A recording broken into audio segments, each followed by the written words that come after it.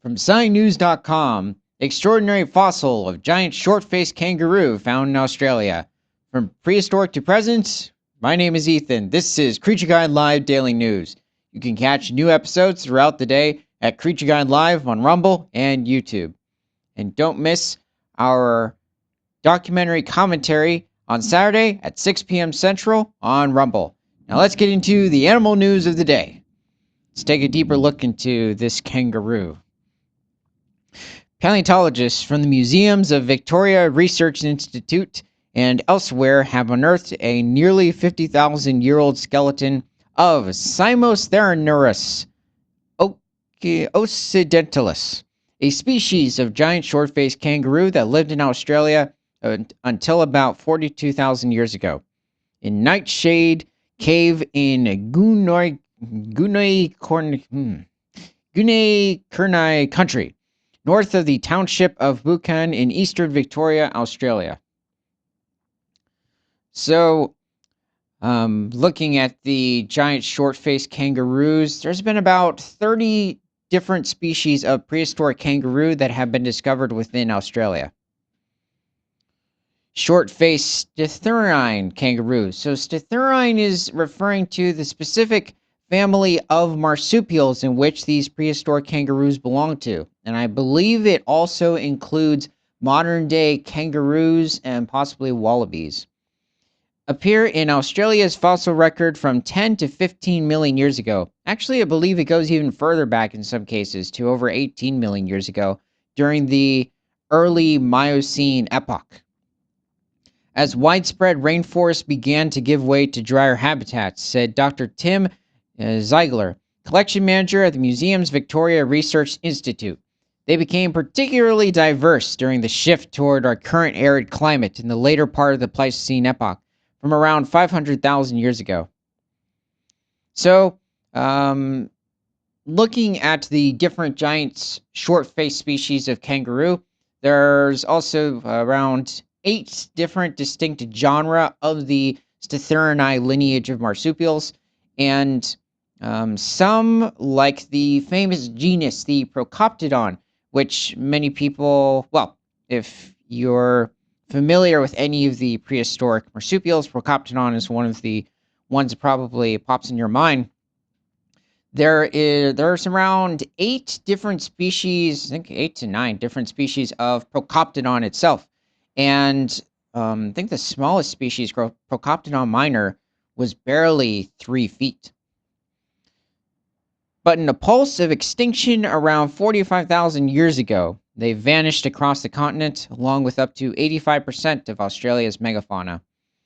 So yes, this is also around the same time when many members of not just Macropodidae, which is the family of marsupials in which modern-day kangaroos and the different species of kangaroo belong to, as well as wallabies, the betong, who else? There's not the potaroo. He's a macropodomorph who's not Macropodidae.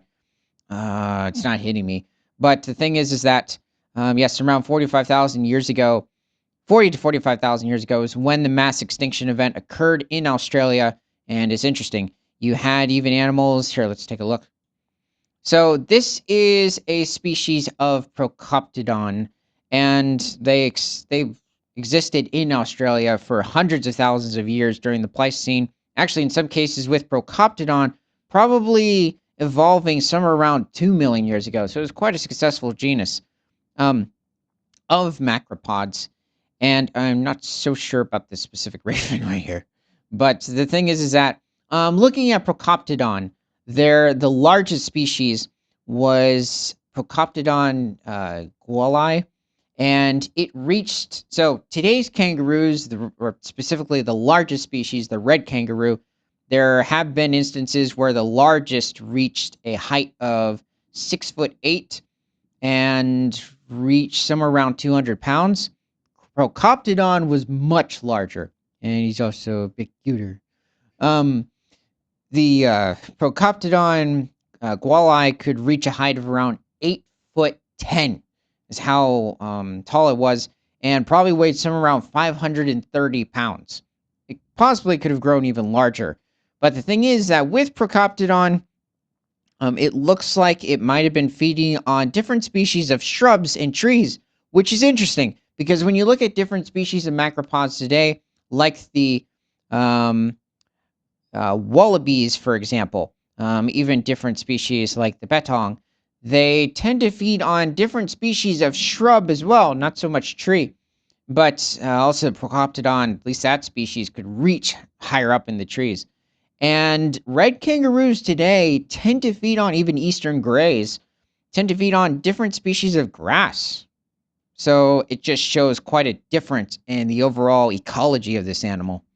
So here we have a variety of different species of prehistoric kangaroo in this instance. This animal, might be an early relative of the quokka in the corner over here. Looks like an early relative of possibly the betong or the potaroo. This individual, I'm not so sure. This could be an early relative of the red kangaroo, or it's just a red kangaroo itself. Also, they were hunted by the more famous marsupial lion, which is actually a species of marsupial. This is part of the family of marsupials known as the Thylacinodonti lineage of predators. There are over 11 different species of these animals, and specifically Thylacileo, the larger genus or species of Thylacileo, could reach somewhere around 360 pounds, which is about the size of a female lion. So it does look like they could have been slightly arboreal, so hanging out in the trees and waiting for unsuspecting kangaroos or wombats to approach the tree and simply pounce. Unfortunately, they would go extinct around this time, and with the top predator after that being the thylacine or Tasmanian tiger. The 49,400-year-old skeleton of the giant short-faced kangaroo, Simosthernus occidentalis, was discovered in Nightshade Cave in Victoria. The animal's skull was spotted by a local caving group in 2011. Caving. Only 10 years later, the individual's postcranial skeleton was recovered by the professional paleontologist. The skull had a deep muzzle, with robust jaws and teeth that marked it as a short-faced kangaroo, Dr. Ziegler explained. Behind it were more bones. It was a marvel to see vertebrae, shoulders and hips, limbs, and a narrow rib cage. Many of the bones were wholly undisturbed and still in their original positions. This was a single animal, not a random scattering of bones. It felt like a fossil holy grail.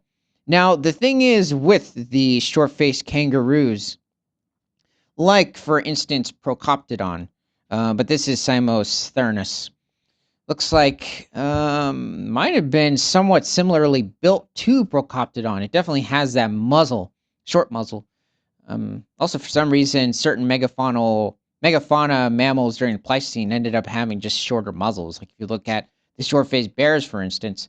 But it doesn't look like these larger kangaroos had the ability to hop like today's. There was simply too much strain occurring on the tendons, or at least of the muscles around the tendons of the legs of these animals to support that type of pressure. So it's very possible that these animals might have, I'm not sure whether or not they could have separately moved each leg, with what you see with modern day tree kangaroo species. They're able to independently move each leg while walking, and or they would have simply walked on all fours and then reared up on their hind legs to browse higher on different species of shrub or certain trees, or maybe even kangaroo box each other.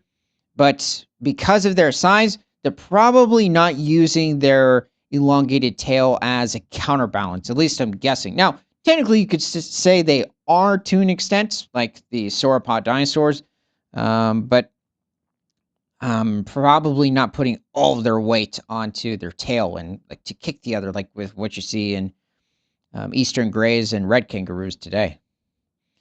According to the team, the find belonged to a juvenile Simostherenus occidentalis.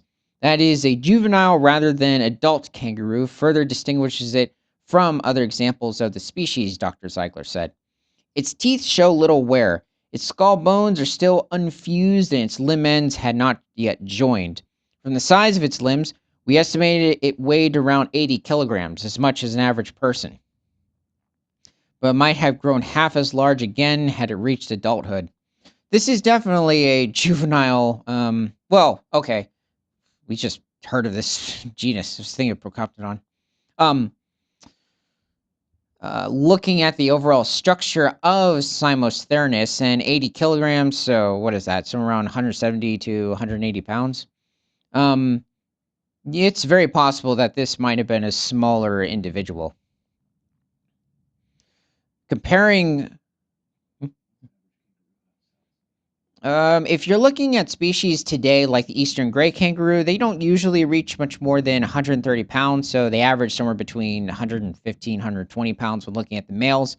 Females are a bit smaller, and then red kangaroos can range somewhere between 160 to 180 pounds on average. Comprising 150 preserved bones, the specimen is the most complete fossil skeleton found in a Victorian cave to date. This fossil, along with others from Nightshade Cave, is now housed and cared for in perpetuity at Melbourne Museum. The skeleton we found has a uniquely complete vertebral column, providing new insights we couldn't get from isolated bones. With the benefit of detailed 3D models, this near-complete skeleton can also be studied from anywhere in the world. The idea under investigation is whether Stitherinine kangaroos walked with a striding gait rather than hopped. So I'm guessing what it means by that is possibly like how kangaroos maneuver today on all fours. Because when they're not hopping is when they're walking on all four limbs. So this is good to hear that we found a new species over in Australia, specifically over in this Victorian cave. So this is located over in southeastern Australia, and it just adds more to the Stitherinine kangaroo lineage. I do like the prehistoric kangaroo lineage of the Diprotodontidae lineage of marsupials, which basically consists of the wombats, even the prehistoric wombats of this time, the marsupial lions like the Thylacetidines, and just a wide variety of other species, possibly including what are they? I'm thinking of the echidna and the platypus. I don't believe they're part of that specific family of marsupials. They're monotrines. They might be their own branch. So let me know in the comments what your favorite species of kangaroo is, whether it's prehistoric or current, or your favorite species of marsupial. And from prehistoric to present, my name is Ethan. This is Creature Guide Live Daily News. You can catch new episodes throughout the day at Creature Guide Live on Rumble and YouTube. And don't miss our documentary commentary on Saturday at 6 p.m. Central on Rumble. Because nothing is better than all animals all the time.